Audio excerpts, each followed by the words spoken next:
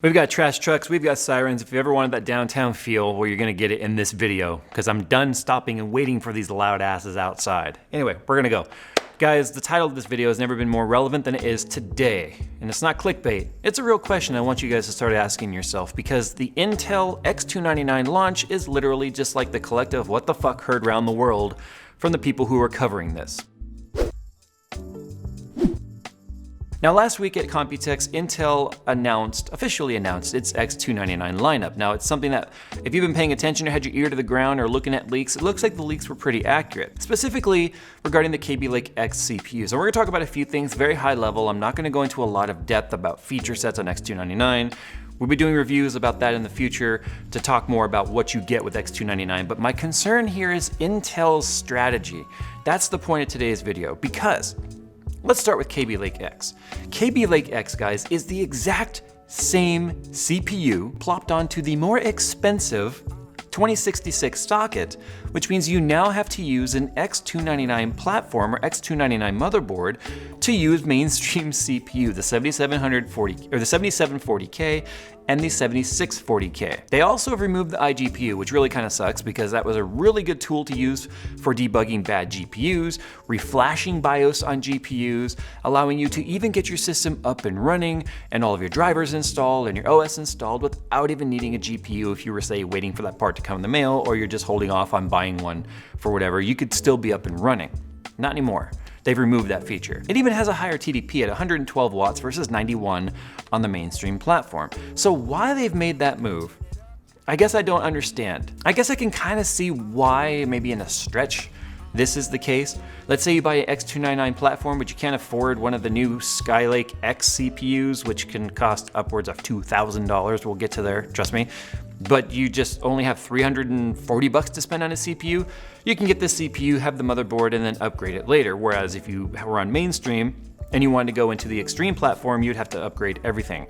But that doesn't make any sense to me. That seems really stupid because I would personally want the most for my money I could possibly get at the time of building my system than sacrificing on something like buying a motherboard full of features that I can't even use for the sake of buying a CPU that I'm just gonna upgrade later. Heck no, I'd rather save a little bit of money on the motherboard and then buy a better GPU if you're gonna be doing gaming. But that really doesn't make much sense because I would never recommend to someone to buy a motherboard full of features that's more expensive that they can't use on the thought that they might upgrade their CPU in the future. Now let's talk about future upgrades here. So it's obviously very weird to me that mainstream i7 and even an i5 without hyperthreading that only uses dual channels is going to exist on a platform designed around quad channel and all sorts of features that you're not even going to be able to use. But let's talk about Coffee Lake here real quick. We've got rumors of Coffee Lake-S being pulled in 3/4.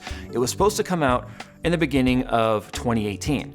But rumor has it, guys, this is rumor. I have no information. I'm not in cahoots with Intel. I have none of this information. I'm breaking any NDAs here, but rumor has it that they've pulled it in all the way to August. Well, what month is this? This is June. This is June right now.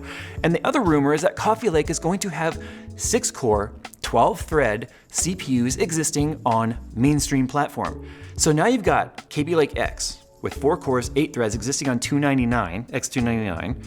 That's going to be slower in terms of computational power with all of its threads than something that's going to exist possibly in 2 or 3 months on mainstream platform, essentially obsoleting your CPU and making the argument I just made that maybe you want to upgrade your CPU in the future to like the extreme on the X299 not make a lot of sense because you could save more money by just staying on mainstream.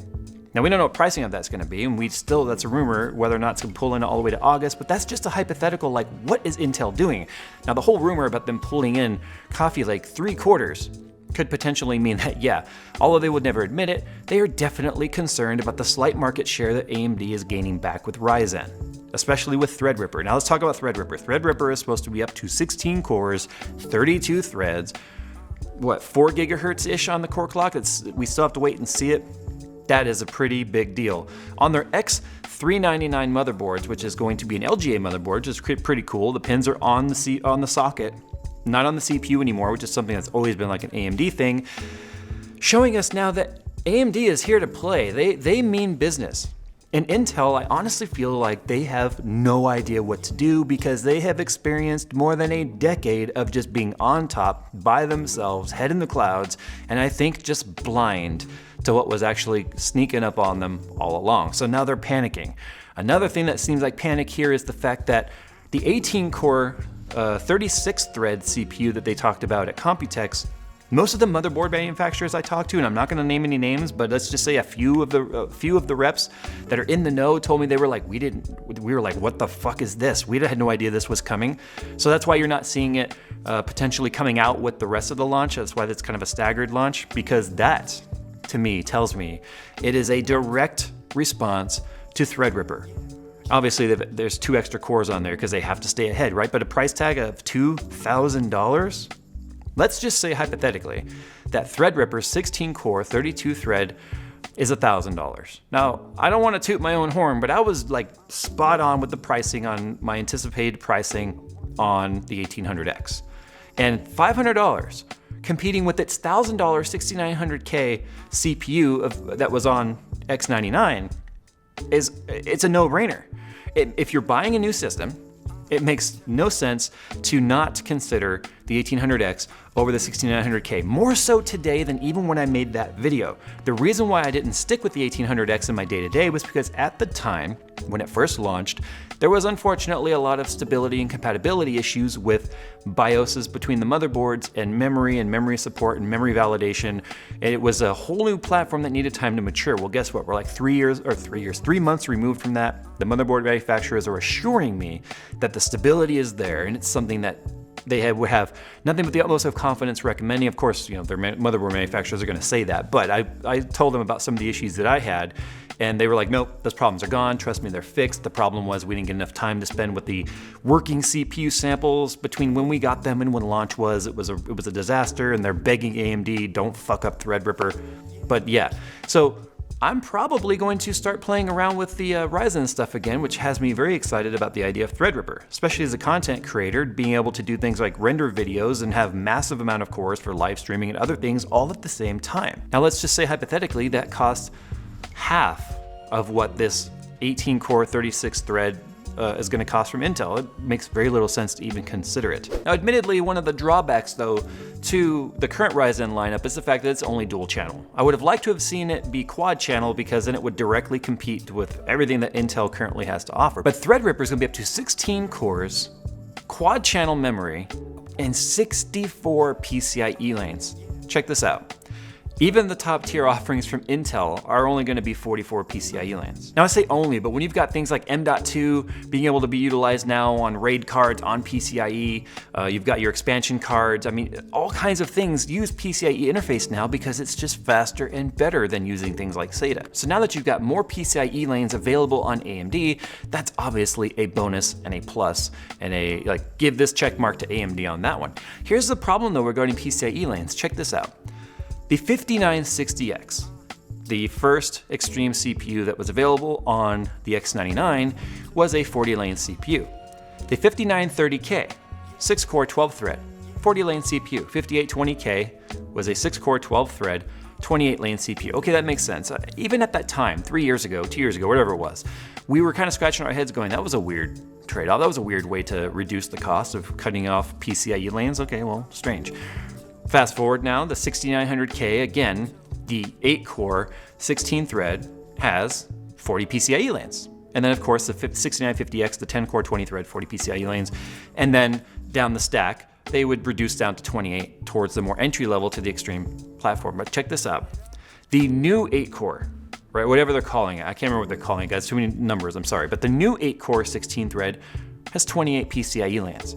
So that means Intel has made a conscious decision to take something that's been supported all through the years and now suddenly chop off things on it that force you into buying a more expensive CPU, making it just obvious that Intel is in it for a cash grab. That's really unfortunate. It really is unfortunate because there's lots of trade-off when you go down to 28 PCIe lanes if you want to start using things like a PCIe interface for M.2 drives, sound cards, network cards, capture cards, whatever your workflow may be.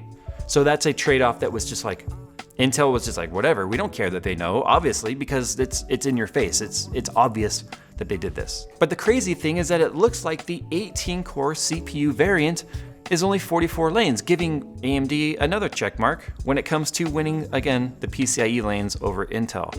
So that's why this particular video is just I wanted to plant the seed in your guys' mind. I wanted you guys to be eyes open to this and go, yeah, what is Intel doing? So if you're currently on Intel though, even mainstream or X99, it probably doesn't make a whole lot of sense to even consider upgrading. Now obviously I have not got my hands on any of the new stuff from Intel, it's not even out yet, or the Threadripper stuff from AMD, but you can bet I'm going to. Even if I have to buy them myself, if Intel decides like, we don't want to support that Jay guy anymore, he said things that we don't like, whatever, I don't care. I'll go buy the CPUs, it makes no difference to me because these reviews need to be done. Once I get my hands on it guys, you will see some in-depth comparisons. But all I wanted to do with this video was get you thinking.